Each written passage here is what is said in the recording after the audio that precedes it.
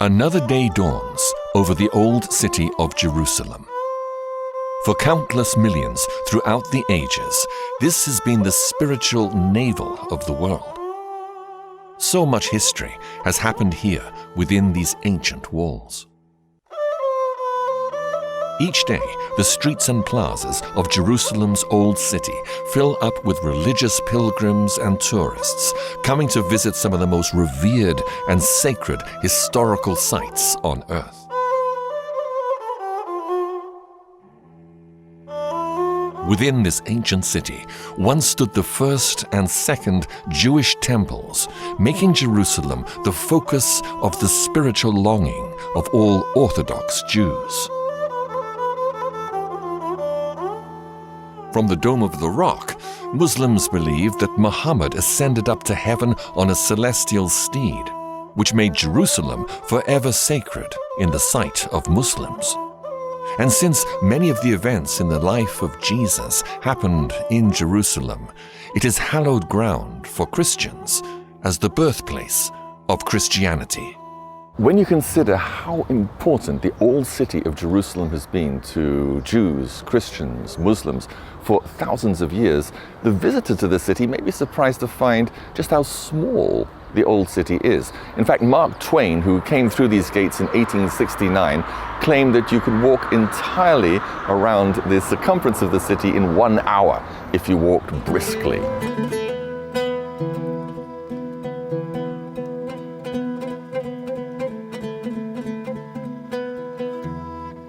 But these walls are less than 500 years old, built by the Turkish ruler Suleiman the Magnificent.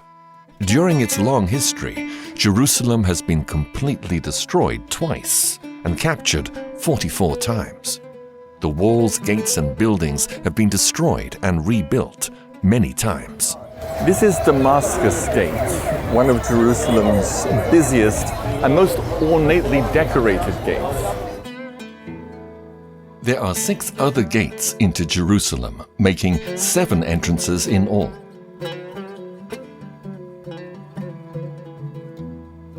An 8th gate, known as the Golden Gate, was sealed off by Suleiman in 1541. According to Jewish prophecy, this is the gate through which the Messiah will enter Jerusalem, so Suleiman sealed it off, hoping to prevent the Messiah from doing so. Just a little south of where I'm standing here by the Golden Gate is an area known as the Offal. The Offal means a fortified hill or a risen area. And just immediately south of the Offal is another hill where the city of Jebus once stood. These ruins are all that remain of the Jebusite city before King David besieged and captured Jebus in 1003 BC and renamed it Jerusalem. David brought the sacred Ark of the Covenant into the city, establishing Jerusalem as the center of Judaism. David longed to build a house for God where he could place the Holy Ark. So he bought a farmer's threshing floor from a Jebusite named Averna for 50 shekels of silver. And this was to be the site of the splendid new temple.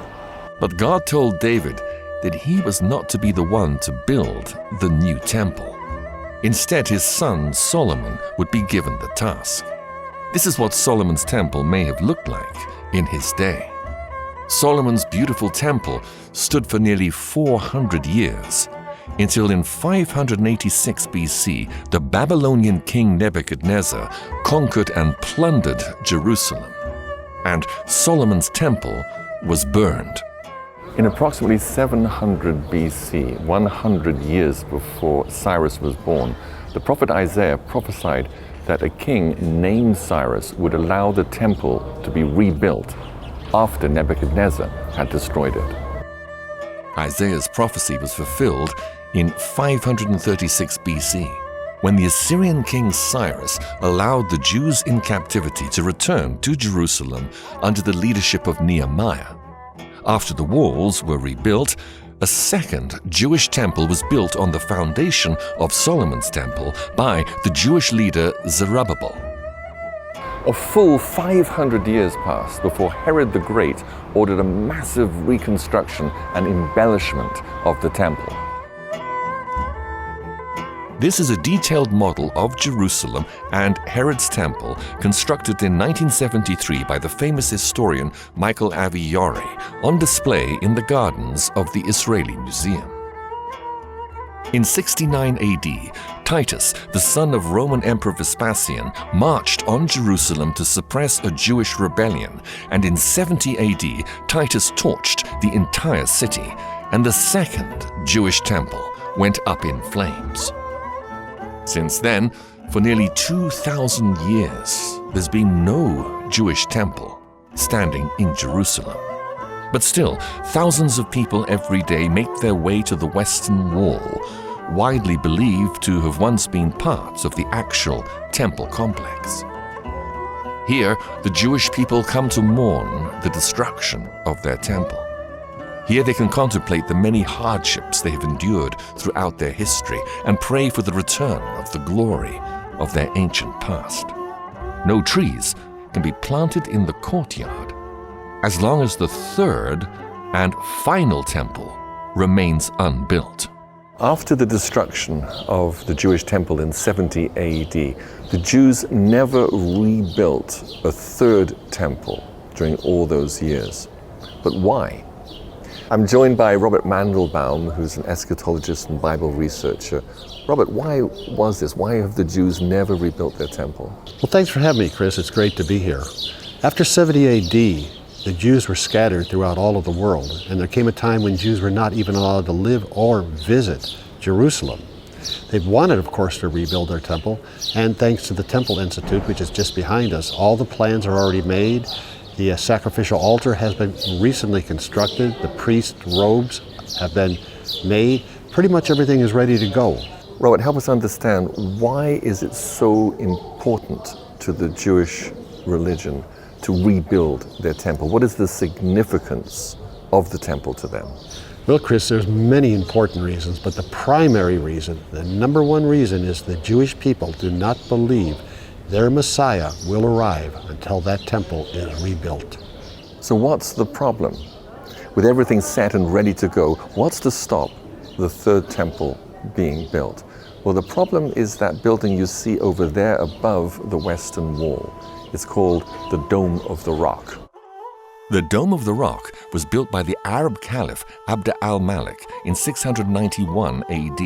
It stands on what is known as the Temple Mount, on the Haram al Sharif. The Haram al Sharif is currently the site of the Al-Aqsa Mosque, which has a silver dome, and the Dome of the Rock, which has a golden dome.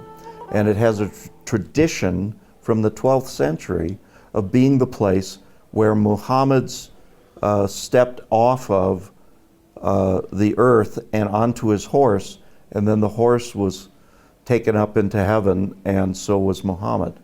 That's a very late source. It is not from the Quran, but it's a traditional Muslim source. It's the Haram. A lot of people call it the Temple Mount, Dome of the Rock, the Al-Aqsa Mosque. It's this incorporated area that I call the Temple Mount platform that is 36 acres that's up on the Temple Mount area. And it's controlled and managed by the Muslims. And the Jews desperately would love to build their temple there. They believe it's somewhere up on that platform. A lot of people say it's the south or the north, or they're not really sure to where the temple was. But most people will say that is the area of where Solomon's and Herod's temples once rested. But what if the Jewish temples never stood on the Temple Mount where the Dome of the Rock now stands? Robert is one of a number of leading Bible experts and researchers that believe that this is indeed the case. Well, Chris, if you look at 2 Samuel chapter 24 and 2 Chronicles chapter 3, they will show you the exact location of where Solomon's temple was built. The thing that's important to understand is the place that David bought from Arvana, the Jebusite, was a threshing floor. The rock under the Dome of the Rock in no way resembles a threshing floor. It's a rough-hewn rock full of holes and just very uneven, and no farmer would ever use that as a threshing floor. What we're really talking about here is the Bible specifically telling us where the temple was built. And Scripture is telling us that the temple was built in the city of David, more specifically in the Jebusite fortress on the threshing floor of Ornan, which is, I would assume, would be very close to the Gihon Springs in some respects. So Robert, if the Jewish temples never stood where the Dome of the Rock now stands, then where were they built? Well, they were built several hundred feet south of the Dome of the Rock in an area called the Ophel. And all you have to do is study some verses out of Nehemiah chapter 2 and Nehemiah chapter 3. And again, it pinpoints and gives a very clear description of where the temple was built. The key word in that verse, Nehemiah 2:15, is brook. I went up by the brook. And if you look at Nehemiah 3:7, it uses the word river.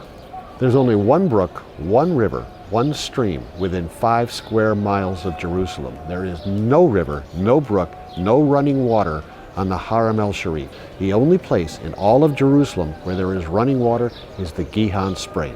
And where is the Gihon Spring in relation to where we're sitting now? Well, the Gihon Spring is just a few hundred feet south of where we are presently sitting.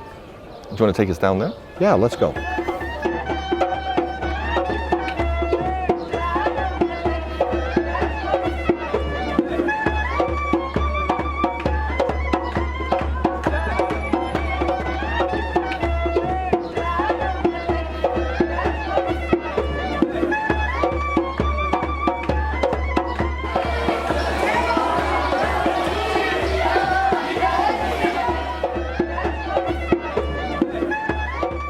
We come now down to the Gihon Spring, which flows out of Hezekiah's tunnel. First of all, tell us about Hezekiah's tunnel. Well, Hezekiah's tunnel was, of course, built during the reign of King Hezekiah, when Jerusalem was under imminent attack from the Assyrians. Hezekiah took the Gihon Spring, built this tunnel, and channeled the waters of the Gihon through the tunnel which you see before us. And what is the relevance of the Gihon Spring in relation to where the temple once stood? Well, when the ark was in Shiloh and David brought the ark from Shiloh, he placed it at the Gihon Spring. King Solomon was anointed king at the Gihon Spring. And when King Solomon, of course, became king, he built his temple, King Solomon's temple, which was built up the hill from where we're standing on the Ophel. So the waters of the Gihon Spring are very pure. Well, they were at one time, but in 1067 there was a major earthquake in which 25,000 people were actually killed. The topography of the area was changed, and the waters of the Gihon became bitter. So the Gihon, and it's amazing, a siphon spring, one of only maybe a dozen in the whole world that work that way. So it's an amazing water system that you have there. Gihon means gusher, because what would happen several times a day, this water would be gushing out of there. And like I said, if you look in any ancient tell, a tell is an archaeological, artificial mound. You need 4 things to make a city. You have to have food, water, road, and defense. Any ancient city had to have that.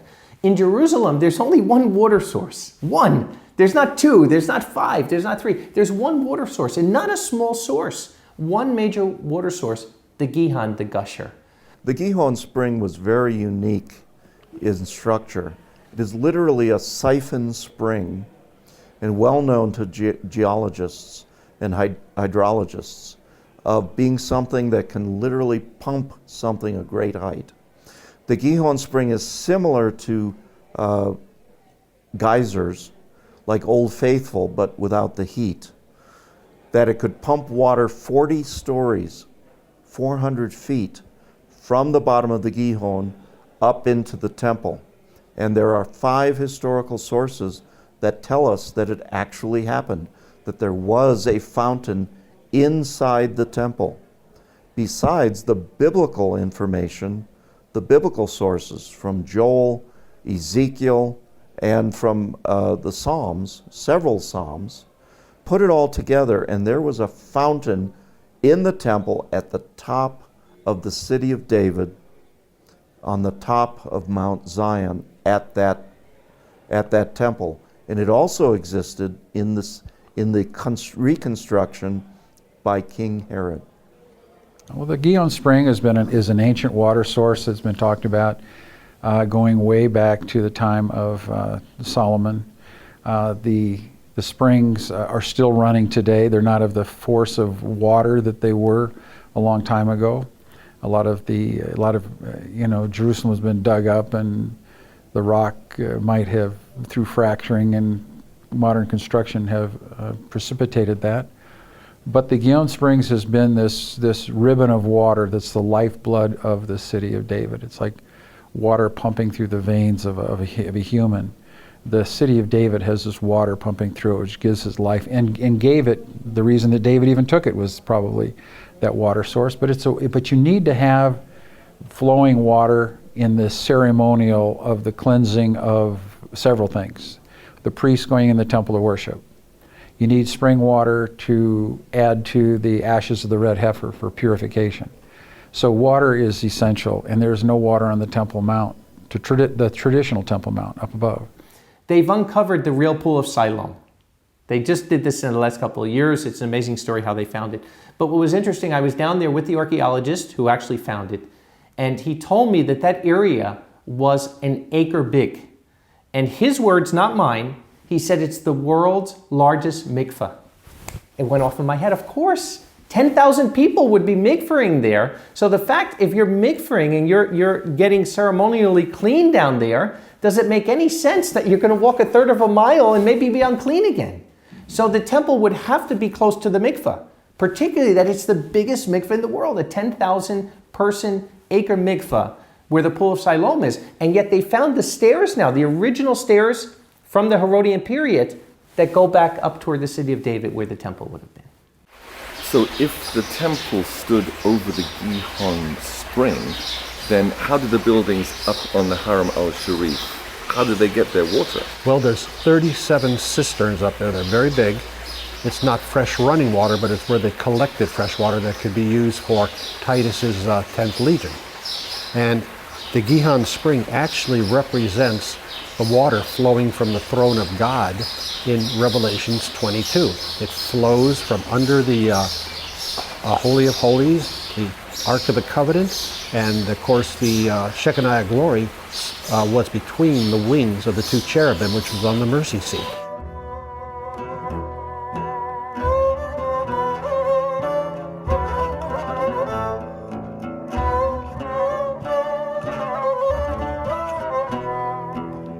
We're here in the city of David, where so many things happened in the Bible. And very interesting that, do you know, just 100 years ago, nobody knew this was Mount Zion. Most people thought up to the north of here was Mount Zion. And it was actually by an accident that they even found out that this was Mount Zion by finding the tunnel that goes into where Hezekiah's tunnel is. So if they could get Mount Zion wrong for all these years, the most important mountain in the Bible, could it be possible that they could possibly get wrong the location of the temple? The historian Josephus actually proves this. Many people will say, oh, Josephus exaggerated. Josephus wasn't true in what he was saying. But when you realize that where we're standing here in the city of David was really where the temple was, and just to the north of me, where the harem is, was actually the Fort Antonia, Josephus' writings not only become reliable, but they become most accurate. Josephus told us that the ridge we're standing on, which would have been the northern tower of the temple, was exactly 600 feet from valley to valley. Here we are standing here. This area we're standing here from valley to valley is exactly 600 feet. Not 610 or 620 or 580, but exactly 600 feet, exactly like Josephus said. But most importantly, in the last 18 years they've been doing digs here. And those digs, at least in my estimation, have proved what Dr. Martin's theory was and what many other people are coming to the conclusion, that the area we're standing in right now in the upper part of the city of David, the Ophel area, was indeed where the temple was.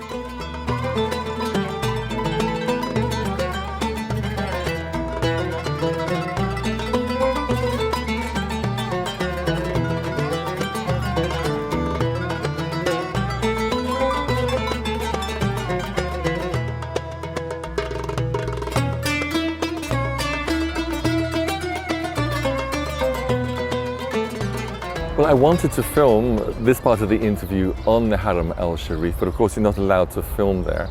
So we're at a scenic spot by the old city walls. But Robert, I want to ask you, what is the Haram al Sharif? What does it actually mean? Haram al Sharif means noble sanctuary. It's where the Dome of the Rock is located, as well as the Al-Aqsa Mosque.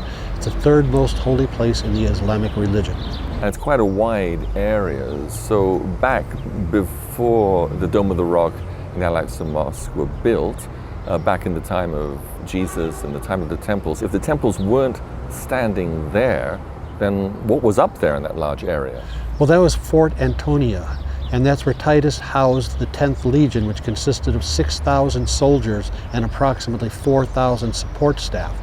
And Dr. Ernest L. Martin, in his book, The Temples that Jerusalem Forgot, goes at this from every single angle and leaves absolutely no doubt whatsoever that that was not the temple area, but Fort Antonia. And this illustration from David Seilaff's website will show you the relationship between the temple and the fort. In fact, there was a causeway connecting the fort to the temple. Well, Robert, what about the Wailing Wall, or the Western Wall, as it's more correctly known? I mean, the Western Wall is venerated by Jews and millions worldwide. Are you telling me that the Western Wall has nothing to do with the Jewish temple? That's correct, Chris. It has absolutely nothing to do with the Jewish temple. The Western Wall is the Western Wall of Fort Antonia.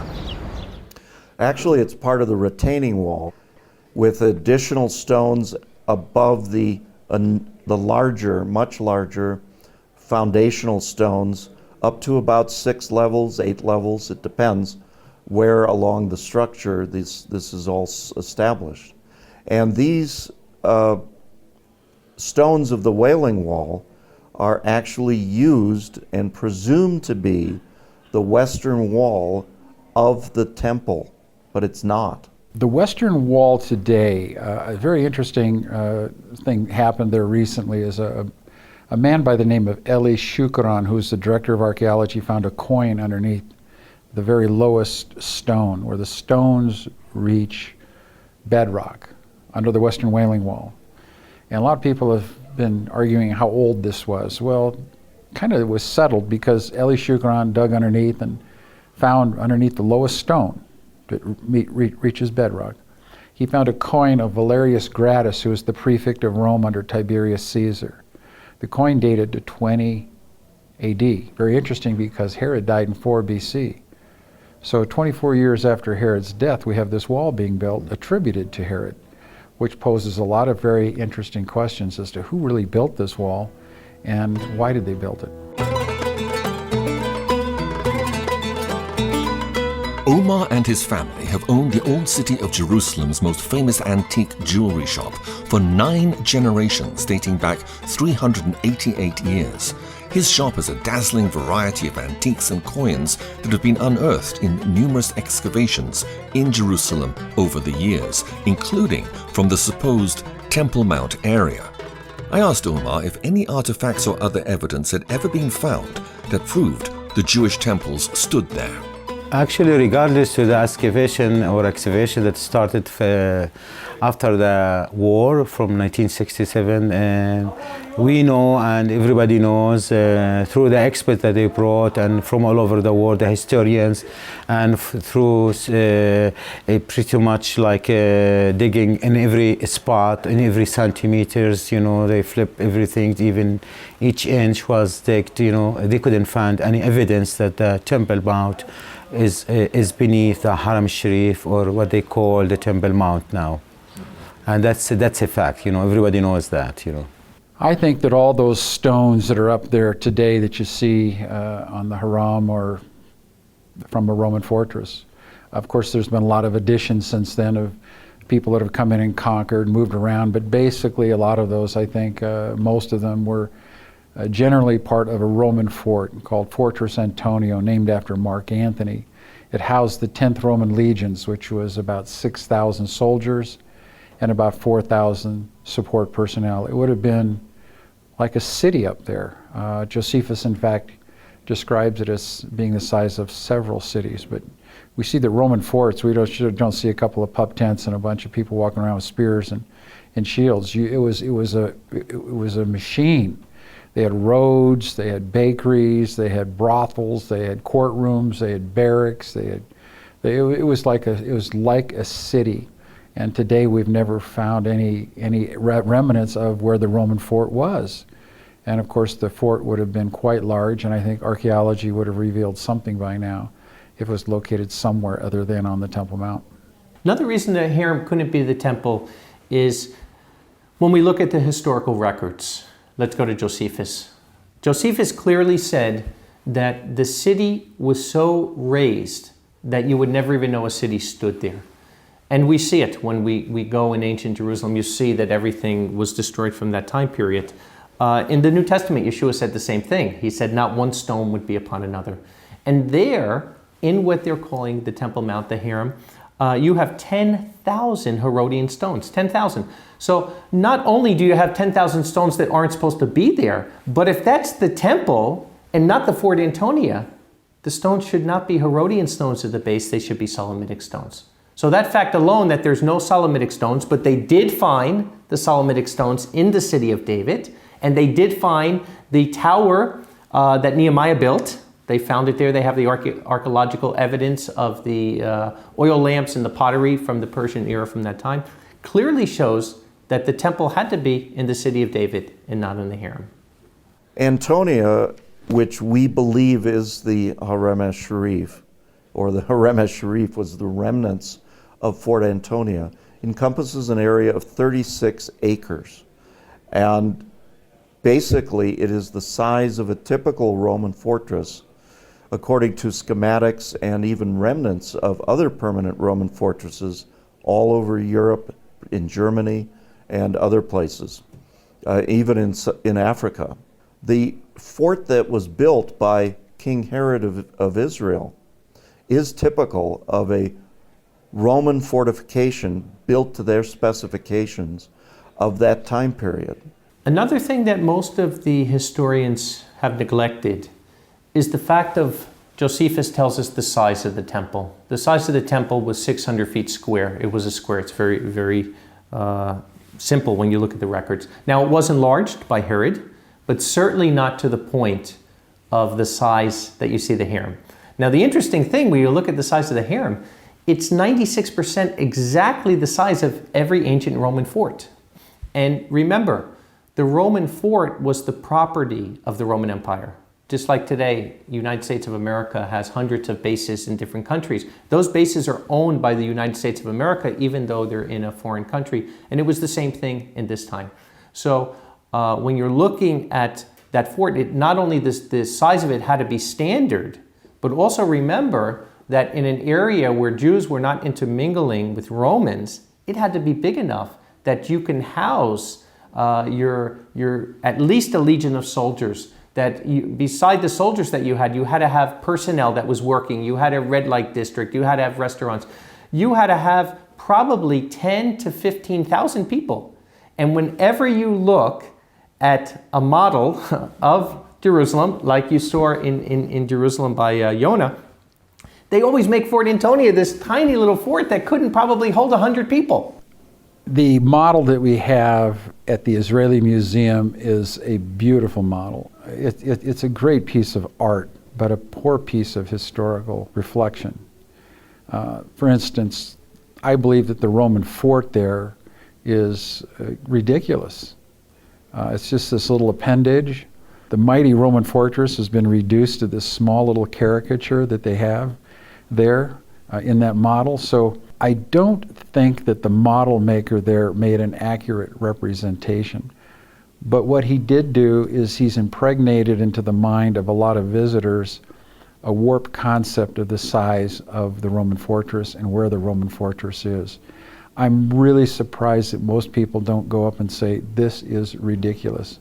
What do we have this here for, at this size and this dimensions? The Roman fortress was immense.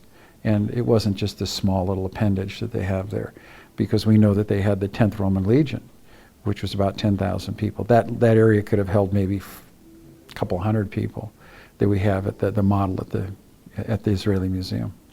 And even in the New Testament, when you look at the Apostle Paul, when Paul, now they don't even know who he is. They're thinking he's this Egyptian that did this. And here it is, this nobody, because there was a plan to kill him on the way to Caesarea. They send 450 soldiers and accompanying men with him. Now, if there was only 600 soldiers in that fort, is it logical that almost every single person in the fort is going to go with an unknown person that they don't even know who he is? Of course not. So that alone shows us there were thousands of people. I mean, Jerusalem was a place where there was a lot of trouble going on, particularly at holy days, and there were thousands of troops that had to be there to quench any kind of trouble that would come. And like I said, the dimensions of the harem being exactly the dimensions of every Roman fort and completely opposite of any dimension of the Temple Mount that's told to us in the historical records is another proof that that just couldn't be the Temple Mount. We're on the Mount of Olives overlooking the old city of Jerusalem, where we get a very clear view. Robert, tell us, how was the city of Jerusalem different 2,000 years ago than what we see here today? Well, of course, Chris, the Dome of the Rock would not have been there. And what you're looking at was never the old city of Jerusalem. Those walls represent Fort Antonia, where Titus housed the 10th Legion, which eventually destroyed all of Jerusalem, and the temple itself.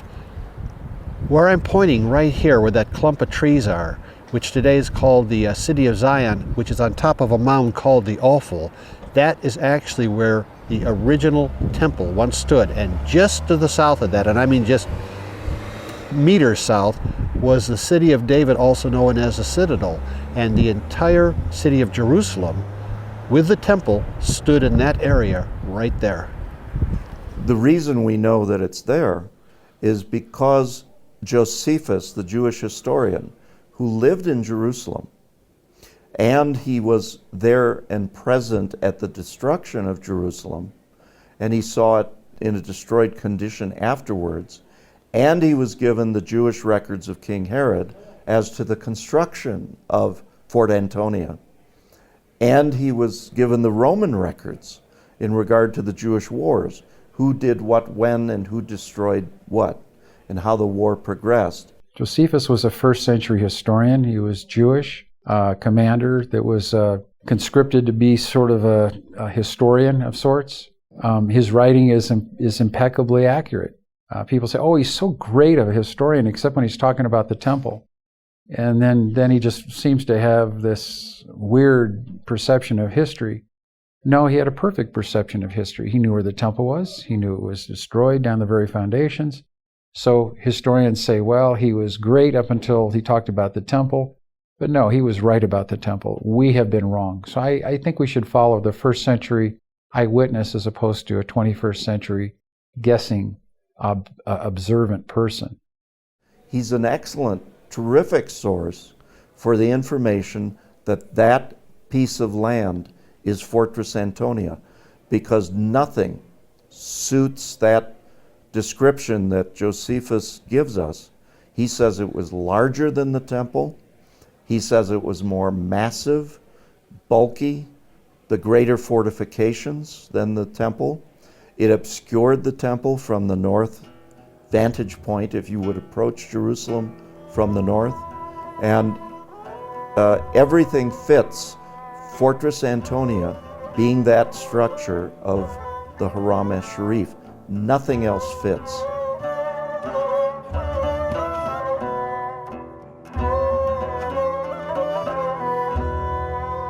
So if it was the Roman Fort Antonia that stood on the Temple Mount, or the Haram al Sharif, and not the Jewish temples, what was the rock that is enshrined within the Dome of the Rock? Well, there's a lot of people that have questioned what is the rock doing under the Dome of the Rock. That's pretty much what it was named after. I'm really interested in what the Bordeaux pilgrim said in 333 AD. When he was at the Church of the Holy Sepulchre, he said he looked due west, and all he could see was the long wall of the Roman fortress. That's very interesting, because when you go to the Church of the Holy Sepulchre and look west, all you see is the long wall of the Temple Mount. So according to the Bordeaux Pilgrim, and what I can understand he is relaying through his words, is that he's actually looking at the Roman fortress, and he is describing also that that rock was the praetorium where the prisoners would have stood on this rock when they were pronounced guilty. I think that's one of the most interesting thought process on what is that Dome of the Rock. But what can we prove that that rock was? Some people say it was the rock in the Holy of Holies. Impossible. The Holy of Holies is 30 feet by 30 feet. The rock is 52 feet by, whatever. But it's certainly not a rock that would be in the Holy of Holies. The small rock where the Ark of the Covenant went on was a slab. It wasn't a rock like this. So what was this rock? It's interesting.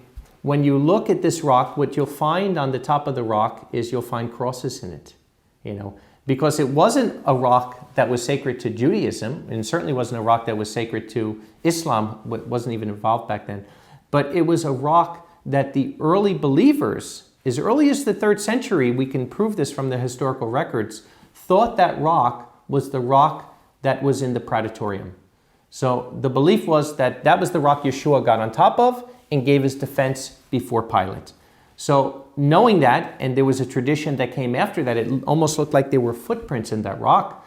And some of those Christians were believing these were the footprints of Yeshua. And they built a church around it in the 3rd century, the Church of St. Cyrus, and then the Church of the Holy Wisdom that came after that. But clearly that rock was a Christian edifice, nothing to do with Judaism and nothing else. In 70 AD, the Romans decided to put a final end to Jewish rebellion, and Titus, the son of Roman Emperor Vespasian, marched on Jerusalem with 65,000 men and torched the entire city and the temple. Pretty much was eradicated. Eleazar in 73, who was the general of Masada, said that everything was with utter destruction, except for that of the camp of the Romans, which is the Roman fort.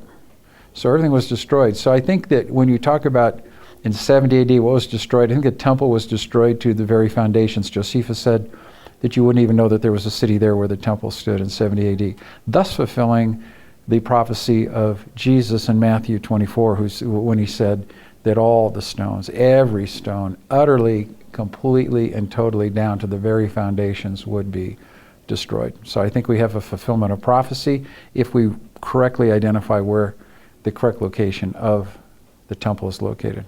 Fort Antonia remained on the Haram al Sharif under different names. In other words, when did it stop being Fort Antonia? After Jerusalem was destroyed, it had a different name.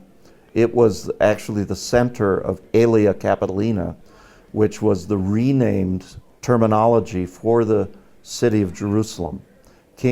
Emperor Hadrian decided to eliminate Jerusalem by changing the name and causing the reconstruction of the entire city. And it became to be quite a large city, and for a long period of time it was a Roman fortress housing the 10th Legion Fretensis until about 250 years after the destruction of Jerusalem. That 10th Legion was based there. The temple was destroyed in 70 AD, and then it really wasn't much of a city until it was rebuilt and renamed Aelia Capitolia, which was its new name, and it was a new city. So then it really took a very strong resurgence after the time of Constantine, when Constantine built the Church of the Holy Sepulchre. Then it really started taking off again, and then from then on it had a steady growth up until the time of the Crusades in 1099. Took another growth spurt there, and then it's pretty much stabilized after that, after the Muslims had it in the 7th century. There's a lot of argument as to when people started believing that the temple was on the Temple Mount. My personal belief is that in 1099, when the Crusaders conquered the Temple Mount complex today, and they saw the Muslim dome with the crescent moon on it. They ripped it off. They put a cross on there, called it the Templum Domini, which is Latin for the Lord's Temple. And from that point on, it became very popular throughout Europe that was the temple area. People did argue about it for some extent. They didn't know where the real temple was. But in time, they just settled on it. There was a man named Tudela, Benjamin Tudela, in the 12th century, very charismatic man, rabbi. And he said, hey guys, let's just settle on this. And people have, and tradition has sent its taproot down and taken root in both the church and both the Jewish belief systems. And from that point on, it's become historical fact. When I think it's been terribly, terribly mangled in history, and we have a wrong perception of where the temple is located traditionally, because it should be in the city of David.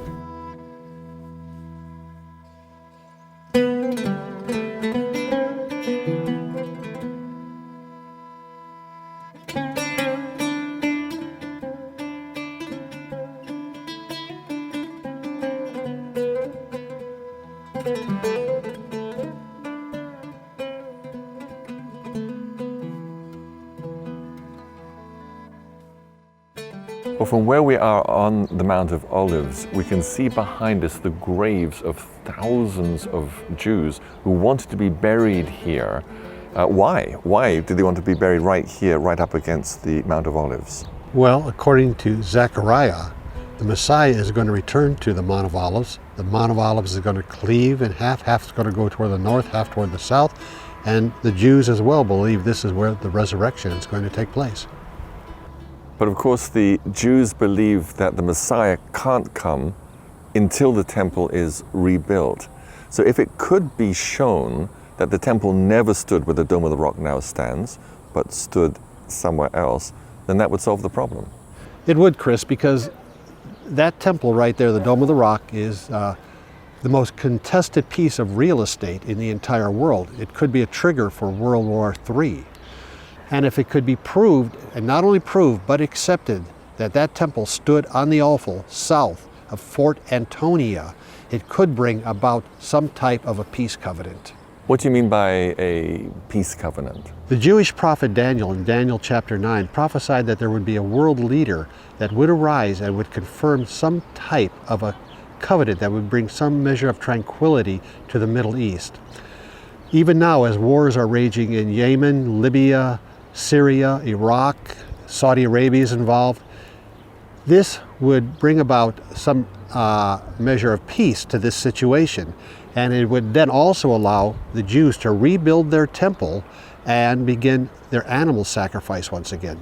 Now, I want to underline that the rebuilding of the Jewish temple is a very important milestone in the sequence of end-time events. And there can be many interpretations of Bible prophecy, who the Antichrist is, when he's going to come, even whether we're living in the end times at all.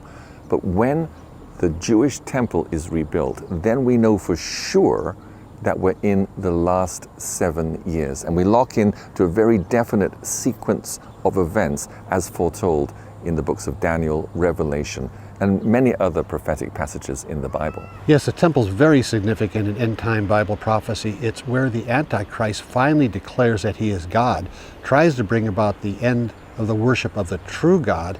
It's also where he places what is known as the abomination of desolation, spoken of by Daniel the prophet and quoted by Jesus in Matthew 24. This abomination of desolation, or the image of the beast, as John calls him in the book of Revelation, do we know what it is, or what it's likely to be? Well, there are those who have speculated, and rightly so, that it could be some type of supercomputer combined with what the transhumanists are now pushing forward, as well as changes in the genome system. Science is putting it all together. Never before in world history that we know of has it been possible to track every man, woman, and child. But the Bible does talk in Revelations 13 about the mark of the beast, the famous 666. And somehow this abomination of desolation, it is what is going to be able to put that into practice and try and force people and cause people to take the mark of the beast, that no man may be able to buy or sell, save he that had the mark or the name of the beast or the number of his name. It all comes down to economics, Chris. If you don't have it, you can't buy and you can't sell. But none of this can happen until the third Jewish temple is built. This is an artist's conception of how the temple would look built on the Haram al Sharif. Already, the Jewish Sanhedrin has appointed the high priest, and everything has been prepared for the ritual of daily sacrifice to resume after almost 2,000 years. And if the Jewish people could accept the overwhelming evidence that the temples never stood on the Haram al Sharif or the Temple Mount, then construction of the coming temple could begin immediately. But will it? Or is tradition too strong? I think traditions are too strong until an event occurs which makes people really look at the facts. So until that time, I think we're going to have tradition is going to be stronger than historical fact. But tradition can change, but it takes a wrecking ball event to make that change in paradigm. Because like I said, that spirit of tradition overrides the truth. So that's what we're dealing with down there. And that's what I say. What I say is, look, there is enough evidence that I could prove to anybody that the temple was in the city of David and it wasn't on the Hiram. If I'm wrong, prove me wrong. Let's start dialogue. You know, if somebody can start a dialogue, and I've been looking for it for 15 years. You know, I'm not an argumentative person. I'll sit down, I'll listen to what has to be said. Prove me wrong. You know, prove Dr. Martin wrong. And yet up to this point, the problem isn't that they can't prove us wrong. The problem is they don't even want to start a dialogue. In this film, you've heard the opinions of a few of a growing number of archaeologists, historians, and academics who are convinced that the first and second Jewish temples never stood on the Temple Mount or the Haram al Sharif. If they're right, then there's nothing to stop the third Jewish temple being built immediately in the city of David on the southeast ridge of Jerusalem. One thing is certain. According to Bible prophecy, the temple will be rebuilt, and both Jews and Christians are looking forward to that day.